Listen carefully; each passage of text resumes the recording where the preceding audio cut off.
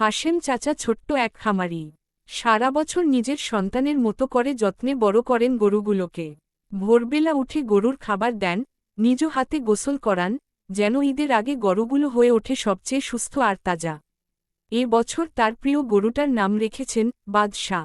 বড় হয়ে উঠেছে একেবারে রাজকীয় রূপে, চকচকে কালো গা, চোখে শান্ত চাহনি, শরীর ভর্তি শক্তি। পাড়া প্রতিবেশীরা প্রায়ই এসে বলে, চাচা, এটা তো একদম কোরবানির সেরা গরু। চাচা শুধু হাসেন, বলেন, যে কোরবানি করবে আল্লাহর নামে, ভালোবাসা নিয়ে, সেই লোকই পাবে আমার বাদশাকে। গল্পটা এখানেই শেষ নয়। হাশেম চাচা জানেন গরু শুধু বিক্রি হয় না, একটা আমানত, একটা দায়িত্ব, আর এক টুকরো ভালোবাসা। Dash dash dash.